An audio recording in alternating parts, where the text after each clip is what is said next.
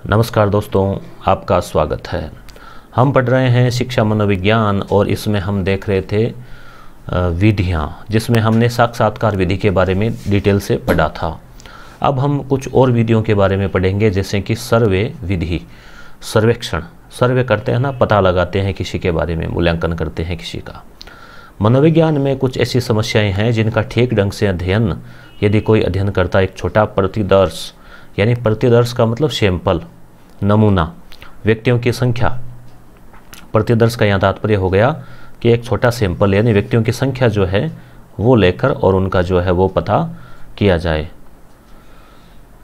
अब हम चलते हैं थोड़ा सा इधर, ठीक है। अब हम चलते हैं थोड़ा ऊपर और ये देखिए आप, इसके गुण दोष वगैरह शामिल किया जाता है। प्रतिदर्श कहा जाता है। प्रतिदर्श का सीधा सीधा अर्थ हो गया सैंपल, नमूना। एक तरह से नमूने का क्या मतलब हुआ, मान लीजिए आपको कोई सामग्री लेनी है, आपको कपड़ा लेना है 1 मीटर या 10 मीटर, तो आप उसका एक छोटा सा टुकड़ा लेंगे कि इसका सैंपल दे दो, नमूना दे दो।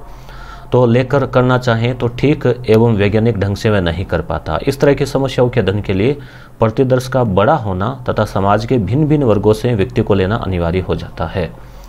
अब यहाँ सर्वे वाली विधि है ना, तो यहाँ वो कपड़े की तरह नहीं चलेगा। यहाँ समाज में अलग अलग वर्ग होते हैं, तो सभी से, जैसे सर्वे करते हैं ना किसी चीज़ के बारे में, कितने लोग ये मानते हैं कि वर्तमान में भ्रष्टाचार बढ़ा है, या कितने लोग ये मानते हैं कि भ्रष्टाचार घटा है। तो अब केवल एक ही गाँव के या एक ही समूह के लोगों से पूछ लेंगे तो सही उत्तर नहीं आएगा। समाज में बच्चों के पालन पोषण के अभ्यास के प्रति मनोवृत्ति का अध्ययन, यानी कुछ टॉपिक लिए हैं, जैसे शादी से पहले होने वाले लैंगिक संबंधों का अध्ययन, किशोरों में विशेष औषध यानी ड्रग्स का प्रयोग आदि कुछ समस्याएं हैं जो कि समाज की समस्याएं हैं, जिनके अध्ययन के लिए प्रतिदर्श को बड़ा तथा सभी वर्गों से के प्रतिनिधित्व से होने अनिवार्य है। इस तरह की समस्याओं के अध्ययन के लिए मनोवैज्ञानिकों द्वारा सर्वे विधि को अपनाया गया है। तो सर्वे विधि में क्या होता है, समाज के विभिन्न वर्गों से जो है वो सर्वे किया जाता है, पूछताछ की जाती है, फिर उस पर निर्णय लिए जाते हैं। इसके गुण की हम बात करें तो सबसे बड़ा गुण यह है कि इसके द्वारा कम समय में अधिक से अधिक व्यक्तियों के आंकड़े संग्रहण किए जा सकते हैं। न्यूज़पेपर वाले, इलेक्ट्रॉनिक मीडिया वाले ऐसे सर्वे करते ही रहते हैं। चूँकि इस विधि में समाज के भिन्न भिन्न वर्गों से व्यक्तियों का चयन करके उन्हें अध्ययन में शामिल किया जाता है, अतः इससे प्राप्त निष्कर्ष में सामान्यीकरण का गुण अधिक होता है। यानी अधिकांश लोग हर क्षेत्र से शामिल हुए हैं। जैसे टीवी वाले आप देखते होंगे, एग्जिट पोल निकालते हैं, तो वो सर्वे करके निकालते हैं कि कौन सी पार्टी को कितनी सीटें आ सकती हैं। दूसरे शब्दों में यह कहा जा सकता है कि इस विधि से प्राप्त निष्कर्ष को अधिक से अधिक व्यक्तियों के लिए सही माना जा सकता है। यानी सर्वे विधि का गुण काफ़ी अधिक होता है। अवगुण, इसका प्रयोग शिशुओं पर नहीं किया जा सकता।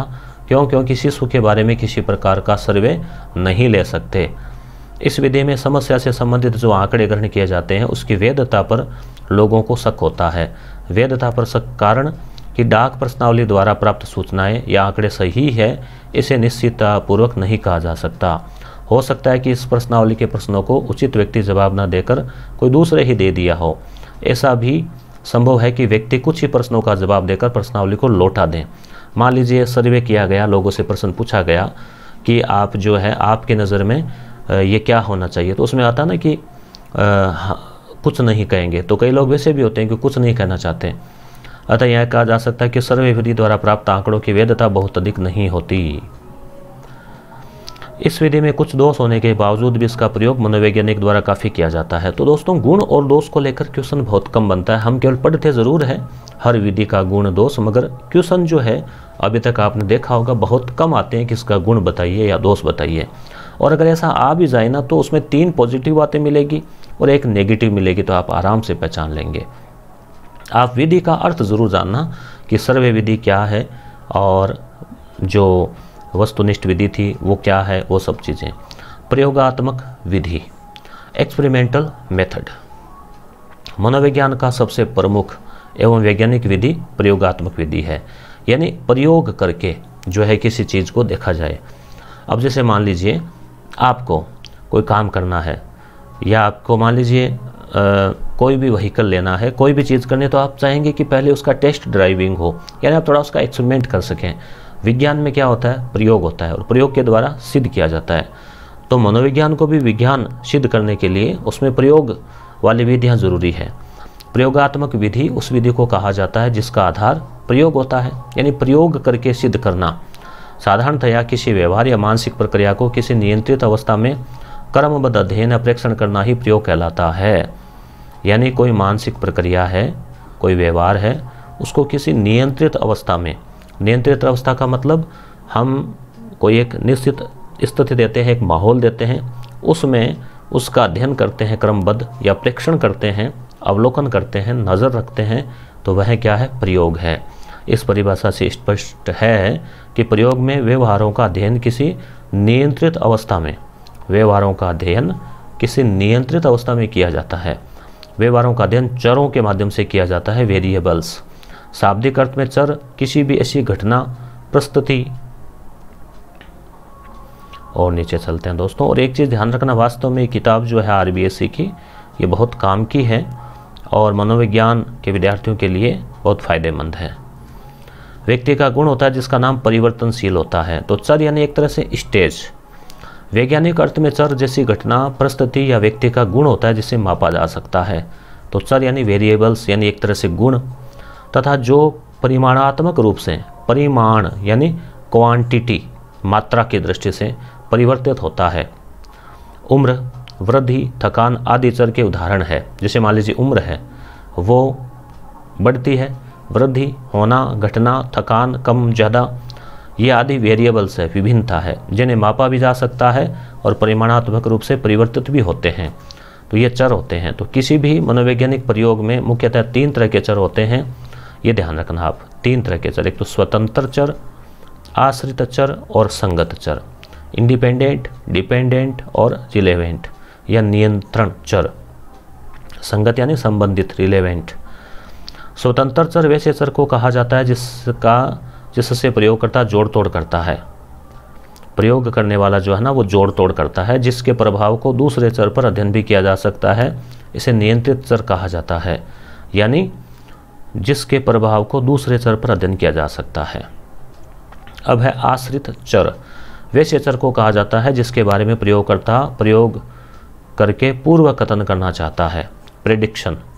इसे आश्रित चर इसलिए कहा जाता है क्योंकि होने वाला परिवर्तन स्वतंत्र चर में किए गए जोड़ तोड़ पर निर्भर करता है। प्रायः मनोविज्ञान के प्रयोग में कुछ ऐसे भी चर होते हैं जिनके प्रभाव को प्रयोगकर्ता नियंत्रित करके रखता है, क्योंकि वह आश्रित चर पर उन चरों के प्रभाव को अध्ययन नहीं करना चाहता। इस तरह के चर को संगत चर या बहिरंग चर या नियंत्रण चर कहा जाता है। आश्रित चर, स्वतंत्र चर और नियंत्रण चर के आपसी संबंध को एक उदाहरण द्वारा हम इस प्रकार समझ सकते हैं। उदाहरण आएगा तो आपके समझ में आ जाएगा। मान लीजिए कि एक प्रयोगकर्ता, कोई एक वैज्ञानिक है, मनोवैज्ञानिक, प्रयोग कर देखना चाहता है कि सीखने की प्रक्रिया पर पुरस्कार का क्या प्रभाव पड़ता है। यानी कोई बालक को हम पुरस्कार देते हैं तो क्या वह ज़्यादा सीखता है, नहीं देते हैं तो क्या फर्क पड़ता है। इस प्रयोग में स्पष्ट सीखने की प्रक्रिया के बारे में पूर्व कथन करना चाहता है, यानी वह किसके बारे में, सीखने के बारे में एक नियम लाना चाहता है, प्रेडिक्शन करना चाहता है कि ऐसा होगा, पुरस्कार दिया जाएगा तो ये फर्क पड़ेगा। अतः सीखना यहाँ आश्रित चर का उदाहरण है। तो ध्यान रखना, सीखना आश्रित चर, ठीक है। पुरस्कार यहाँ स्वतंत्र चर का उदाहरण, क्योंकि वह पुरस्कार में जोड़ तोड़ करेगा। पुरस्कार जो है स्वतंत्र चर है और जोड़ तोड़ के प्रभाव को आश्रित चर यानी सीखने की प्रक्रिया पर देखेगा। तो समझ में आ गया होगा आपके। पुरस्कार एक स्वतंत्र चर है जिसमें कि वह कुछ कम ज़्यादा कर सकता है, उसमें प्रयोग करेगा। अब गुण, प्रयोगात्मक विधि के प्रमुख गुण है। प्रयोगात्मक विधि में प्राणी या जीव के व्यवहारों और मानसिक प्रक्रियाओं से संबद्ध चरों का अध्ययन एक नियंत्रित अवस्था में किया जाता है, यानी प्रयोगशाला में एक नियंत्रित अवस्था में। परिणाम स्वरूप इससे प्राप्त निष्कर्ष की आंतरिक वैधता काफ़ी ज़्यादा होती है। अपने इसी गुण के कारण प्रयोगात्मक विधि अन्य विधियों से भिन्न है और यह एक तरह से मनोवैज्ञानिक और वैज्ञानिक भी है। अगली बात देखते हैं, इतना अधिक नियंत्रित परिस्थिति दूसरी विधि में नहीं मिल पाती। एटकिंसन हिलगार्ड ने ठीक ही कहा है, चरों पर सख्त नियंत्रण करने की क्षमता ही प्रयोगात्मक विधि को प्रेक्षण के अन्य विधियों से अलग करता है। तो इसमें क्या होता है, चर जो है चर, उन पर विशेष फोकस रहता है। प्रयोगात्मक विधि में पुनरावृत्ति का गुण होता है। प्रयोगकर्ता स्पष्ट रूप से अपनी रिपोर्ट में लिखता है कि उसका प्रयोगात्मक डिजाइन क्या था, उसमें प्रयोज्य की संख्या क्या थी, उसने स्वतंत्र चर में जोड़ तोड़ कैसे किया, आदि आदि। यदि दूसरे अध्ययनकर्ता को पहले अध्ययनकर्ता द्वारा, जैसे पुरस्कार क्या था, स्वतंत्र चर था, प्राप्त निष्कर्ष पर किसी प्रकार की शंका है तो उसे दोहराकर निष्कर्ष की जांच आसानी से कर सकता है। इस ढंग की सुविधा दूसरी विधि में नहीं है। प्रयोगात्मक विधि काफ़ी वस्तुनिष्ठ है क्योंकि इसमें प्रयोगकर्ता को एक खास ढंग से, खास विधि से प्रयोग करना होता है। चाहकर भी वह किसी प्रकार का पक्षपात या पूर्वाग्रह नहीं कर सकता। चूंकि विधि वस्तुनिष्ठ होती है, अतः उसे प्राप्त आंकड़े भी गुणात्मक और परिणात्मक विश्लेषण आसानी से किए जा सकते हैं। प्रयोगात्मक विधि में स्वतंत्र चरों को जोड़ तोड़ करके काफ़ी ठीक ढंग से हो पाता है। फलस्वरूप प्रयोगकर्ता किसी वैज्ञानिक समस्या का अध्ययन कई तरह से कर सकने में समर्थ हो जाता है। तो ये हमने जो है प्रयोगात्मक विधि के गुण देखे। अब इसके कुछ दोष देख लेते हैं, जैसे कि प्रयोग की नियंत्रित अथवा वास्तविक जो है वो कृत्रिम होती है। फलस्वरूप उसका संबंध जीवन के वास्तविक परिस्थिति से कम होता है। यानी हम मान लीजिए प्रयोग करेंगे तो उसको तो हम कृत्रिम वातावरण बनाएंगे ना कि इस तरह से प्रयोग कर रहे हैं, तो वास्तविकता कम हो जाती है। इसलिए प्रयोगात्मक विधि से प्राप्त निष्कर्ष का सामान्यीकरण वास्तविक परिस्थिति में संभव नहीं है। अब प्रयोग कर रहे हैं, किसी को पुरस्कार देके देख रहे हैं कितना पड़ा, तो वो तो उसके समय है। घरेलू परिस्थितियों में क्या होता है वो हम नहीं कह सकते। प्रयोग से प्राप्त निष्कर्ष कृत्रिम प्रयोगात्मक परिस्थिति उत्पन्न होती है वहीं तक सीमित है, इसका सामान्यीकरण नहीं किया जा सकता। यानी बाकी स्थितियों पर यह लागू हो जरूरी नहीं है। प्रयोगात्मक विधि में कुछ विशेष प्रकार का दोष स्वाभाविक रूप से सम्मिलित है। प्रयोक्ता पूर्वाग्रह तथा प्रतिदर्श पूर्वाग्रह दो ऐसे महत्वपूर्ण दोष है। प्रयोक्ता पूर्वाग्रह, एक्सपेरिमेंट करने वाला है, उसके पूर्वाग्रह है कि भाई ऐसा करेंगे तो ये होगा, पहले से ही आग्रह है। प्रतिदर्श पूर्वाग्रह है, सैंपल किस प्रकार से, नमूना क्या लेना है वो। प्रयोक्ता पूर्वाग्रह में प्रयोगकर्ता या प्रयोक्ता की अपनी उम्मीद या प्रत्याशाएं, पक्षपात आदि प्रयोग के परिणाम, यानी उम्मीद है, मान लीजिए वह किसी चीज़ को सिद्ध करना चाहता है तो कोशिश करेगा कि उसको सिद्ध करके रहें, तथा परीक्षण को प्रभावित करता है। प्रतिदर्श पूर्वाग्रह है, सैंपल वाला जो है से तात्पर्य प्रयोज्यों को प्रतिनिधिक न होने से होता है। कभी कभी देखा गया है कि प्रयोगकर्ता क्या करता है, खुद गड़बड़ कर देता है। कई बार को जो भी व्यक्ति सुविधा अनुसार मिल रहा है सभी को वह प्रयोज्य बना लेता है। जहाँ कहीं भी मिला व्यक्ति आराम से वहीं से पूछ लिया। इसका परिणाम यह होता है कि ऐसे प्रयोज्य उन समूह का प्रतिनिधित्व नहीं करते जिनके बारे में प्रयोग करके पूर्व कथन करना होता है। यानी एक तरह से जहाँ सर्वे करना होता है वहाँ। इतना ही नहीं, कभी कभी यह भी देखा गया है कि प्रयोग में प्रयोगकर्ता समूह और नियंत्रित समूह तुल्य नहीं होते, फलतः उसका परिणाम वैध और विश्वसनीय नहीं हो पाता। तो देखो सभी विधियों में एक तरफ तो वो कुछ बातें में कह देते हैं वैध है, विश्वसनीय है, दोबारा दोष में कुछ न कुछ कमी निकाल दी जाती है। कुछ प्रयोग ऐसे होते हैं जिन्हें पशु पर तो किया जा सकता है परंतु मनुष्यों पर नहीं किया जा सकता। इसका परिणाम यह होता है कि प्रयोगात्मक विधि का कार्यक्षेत्र सीमित हो जाता है। उदाहरण के लिए यदि प्रयोग ऐसा है जिससे उसमें शरीर का कोई अंग, जैसे मस्तिष्क का ही एक विशेष अंग को काट कर निकाल देना है और उसका प्रभाव व्यवहार पर क्या पड़ता है यह देखना है, तो मनुष्य के साथ इस ढंग का प्रयोग करना अनैतिक माना जाएगा। शायद कोई मनुष्य ऐसा करवाने के लिए तैयार भी नहीं होगा, परंतु पशुओं के साथ आसानी से इस तरह का प्रयोग किया जा सकता है और किया भी जा रहा है। पशुओं के अध्ययन से प्राप्त निष्कर्ष को मनुष्यों के लिए भी सही मान लिया जाता है। जैसे होता है ना कि चूहों पर प्रयोग किया, ऐसे किया, वैसे किया, हालांकि इसमें कई तरह की त्रुटि की संभावना रहती है। अब पशु की तुलना मनुष्य से कर देना गलत है। इन दोषों के बावजूद भी प्रयोगात्मक विधि मनोविज्ञान की सबसे वैज्ञानिक विधि मानी गई है। तो ये आपको ध्यान रखना है, प्रयोगात्मक विधि वैज्ञानिक विधि है क्योंकि विज्ञान में भी प्रयोग होता है। आज मनोविज्ञान में उन सिद्धांतों और तथ्यों की कोई मान्यता नहीं है जिनका प्रयोगात्मक समर्थन नहीं है या बहुत ही कम है। यानी जिनका प्रयोग संभव है उन्हीं का मनोविज्ञान में जो है वो स्थान है। अब है अंतर्दर्शन विधि, इंट्रोस्पेक्शन। याद होगा आपको टिचनर, विलियम वुंट और टिचनर। और वैसे भारत में ये प्राचीन विधि है, दार्शनिक विधि है। इसमें व्यक्ति को स्वयं का मूल्यांकन करने के लिए खुद के बारे में सोचना होता है, अपने अंदर ही दर्शन करने होते हैं। अंतर्निरीक्षण का अर्थ होता है अंतस या अंदर का निरीक्षण। दूसरे शब्दों में जब कोई व्यक्ति अपने भीतर की अनुभूतियों का स्वयं निरीक्षण करता है तो इसे अंतर्निरीक्षण कहते हैं। इस विधि का प्रतिपादन विल्हेल्म वुंट और उसके शिष्य टिचनर ने किया, जिन्होंने संरचनावाद नामक स्कूल की स्थापना की। और वैसे प्राचीन भारत में तो ये ऋषि मुनि कहते ही आए हैं कि व्यक्ति को अपना मूल्यांकन करना चाहिए एकांत में बैठकर। इन लोगों ने मनोविज्ञान को चेतन अनुभूति माना था, चेतना का विज्ञान माना था और चेतना का विज्ञान कहकर परिभाषित किया था और बतलाया था कि चेतन अनुभूतियों को अध्ययन करने का विधि सिर्फ अंतर्निरीक्षण ही है। इन लोगों में चेतन अनुभूति के 3 तत्व बतलाए थे, एक तो संवेदन, एक भाव और एक प्रतिमा। संवेदन, भाव और प्रतिमा।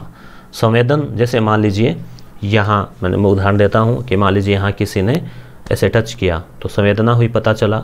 भाव से उसमें टच किस हिसाब से किया, मान लीजिए अचानक जोर से मारी है तो गुस्से का भाव आएगा, आराम से ऐसे कहा है तो ऐसे पता लगेगा कुछ कहना चाह रहा है, और किसी और तरीके से टच किया है तो उस भाव का पता लगेगा कि कौन सा वहाँ है। और प्रतिमा, इमेज। अब जैसे आपके दिमाग में जैसे जैसे मैंने कहा वैसे वैसे इमेज बनती है कि कौन सा भाव आता है तो क्या होता है, तो वो इमेज, प्रतिमा। यदि कोई व्यक्ति अपने चेतन अनुभूति का वर्णन इन तथ्यों के रूप में करता है तो इस तरह का वर्णन निश्चित रूप से अंतर्निरीक्षण कहलाएगा। एक उदाहरण लीजिए, मान लीजिए कि कोई व्यक्ति एक मृत युवक को सड़क पर पड़ा देखता है। इसे देखकर उसे चेतन अनुभूति में कुछ खास बातें आती है जिसका वर्णन वह स्वयं इस प्रकार करता है। मृत युवक के शरीर को देखकर उसे बहुत ही दुख हुआ और ठीक इस तरह की एक घटना कल मेरे सामने घटी थी, जिसकी इसी उम्र के एक व्यक्ति को किसी ने जान से मारकर फेंक दिया था। तो यहाँ उसके दिमाग में कुछ बातें आई देखकर, तो वो क्या हुआ, वो संवेदना हुई। टिचनर के अनुसार अंतर्निरीक्षण विधि ही, नेक्स्ट पेज पे चलते हैं, बस इसमें थोड़ा सा और है दोस्तों, फिर आगे जो सिलेबस है ये शायद लास्ट ही है ये, कि सफलता निम्नांकित बातों पर निर्भर करती है। अंतर्निरीक्षण करने वाले व्यक्ति में किसी प्रकार का पूर्वाग्रह और पक्षपात न हो। अंतर्निरीक्षण करने वाला व्यक्ति को अपने ध्यान या अवधान की प्रक्रिया पर पूर्ण नियंत्रण हो। ध्यान अगर नहीं लग रहा तो होगा नहीं। अंतर्निरीक्षण करने वाला व्यक्ति शारीरिक एवं मानसिक रूप से तरोताजा हो। थका हुआ है ना तो क्या होगा, नींद आ जाएगी उसको अंतर निरीक्षण करते करते। अंतर्निरीक्षण करने वाले व्यक्ति को अंतर्निरीक्षण की प्रक्रिया में अभिरुचि हो, इंटरेस्ट हो। इंटरेस्ट नहीं है तो नहीं हो पाएगा। और चित्त की प्रकृति शांत हो, चंचल है ना तो वो सोच नहीं पाएगा, दूसरी बातों में चला जाएगा। तो ये कुछ आवश्यक शर्तें हैं। गुण, इसके गुण की हम बात करें तो मानसिक प्रक्रियाएं जैसे इच्छा, भाव, तो उनका ठीक ढंग से विश्लेषण हो जाता है। कुछ मानसिक समस्याएं ऐसी होती है जिन्हें सिर्फ अंतर्निरीक्षण विधि द्वारा ही अध्ययन किया जा सकता है। व्यक्ति अपने बारे में इस विधि से प्रयोग कर सकता है और बहुत हद तक मानसिक शांति प्राप्त कर सकता है। ध्यान लगाना भी इसे कहते हैं। यदि कोई अध्ययन करता या देखना चाहता है कि चिंतन की प्रक्रियाओं में मानसिक प्रतिमाओं का हाथ है या नहीं, तो इसका अध्ययन अंतर्निरीक्षण विधि द्वारा ही ठीक ढंग से किया जा सकता है। अंतर्निरीक्षण विधि एक तरह का आत्मनिरीक्षण है। यदि हम आत्मनिरीक्षण निष्पक्ष एवं बिना किसी दबाव के करते हैं तो मानसिक प्रक्रियाओं के बोर में वैज्ञानिक निष्कर्ष पर पहुंचने के लिए से बढ़कर और कोई दूसरी विधि नहीं हो सकती। अंतर्निरीक्षण विधि मनोविज्ञान की सबसे पहली और पुरानी विधि है।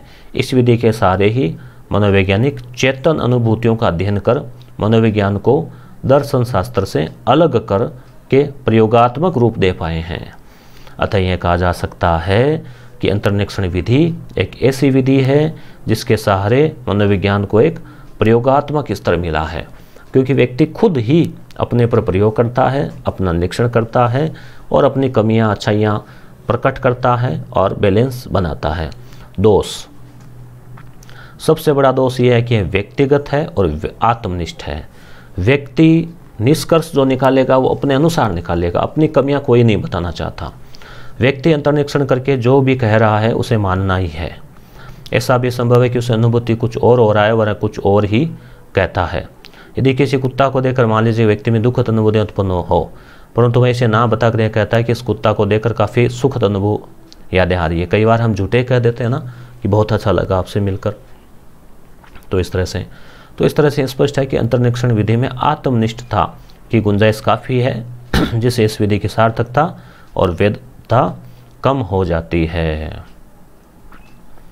बस अब ये लास्ट पेज है दोस्तों, उसके बाद में जो है कुछ और देखेंगे। कुछ अनुभूतियां स्वभाव से ऐसी होती है जिनका अध्ययन अंतर्निरीक्षण विधि द्वारा संभव नहीं होता, क्योंकि इन अनुभूतियों से अवगत तो रहता है परंतु अभिव्यक्त भाषा रूप नहीं कर सकते। जैसे यदि किसी व्यक्ति के मूली खाते समय उसके स्वाद की अनुभूतियों को बदलाने कहा जाए तो उन अनुभूतियों का वर्णन वह किन शब्दों में करेगा, यह कहना मुश्किल है। यानी आपको कोई चीज़ बहुत अच्छी लग रही है तो आप उसका स्वाद बता नहीं सकते, महसूस कर सकते हैं खा के स्वाद को, कहीं बताओ कैसा लगा, हम कहेंगे अच्छा लगा, मगर अच्छे में भी कैसा।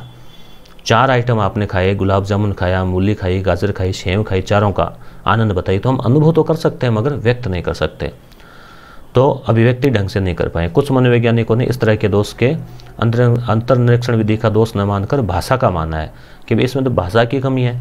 सच्चाई यह है कि इसमें भाषा का दोष तो है ही, परंतु विधि का भी दोष है। कोई भी विधि उस समय तक वैज्ञानिक न रहकर अवैज्ञानिक हो जाती है जब वह भाषा संबंधी दोष से ग्रसित हो जाती है। इसका मतलब हुआ कि अंतर्निरीक्षण विधि वैज्ञानिक नहीं है।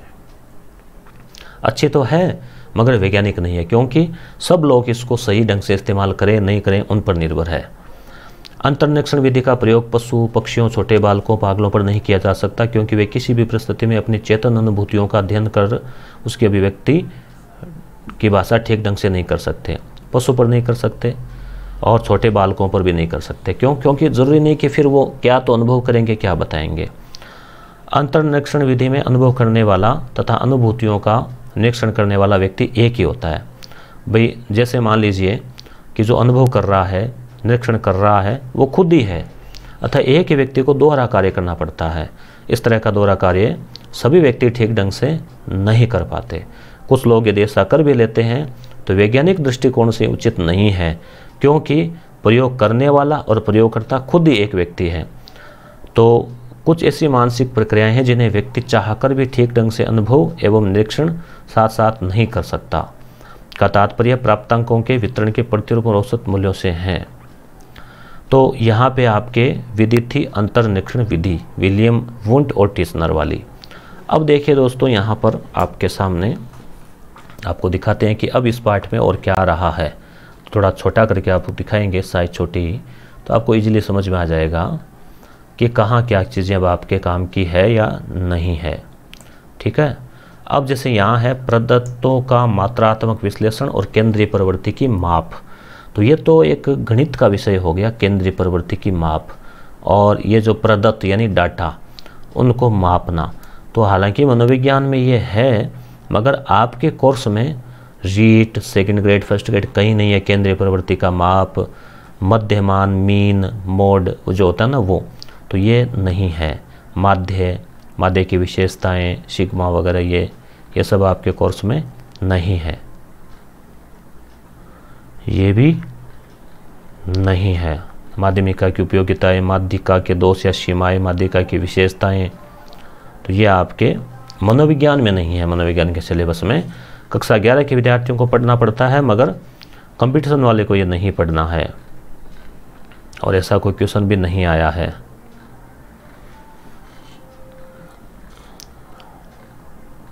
ये देखो सारा जो है ना क्रॉस लगा रखा है मैंने। ठीक है, इसमें क्वेश्चन भी कोई खास ऐसा इंपॉर्टेंट नहीं था कि जो वीडियो से जुड़ा हुआ हो। अब अगला है मानव व्यवहार के आधार, इसके बारे में हम बात करेंगे अगले वीडियो में।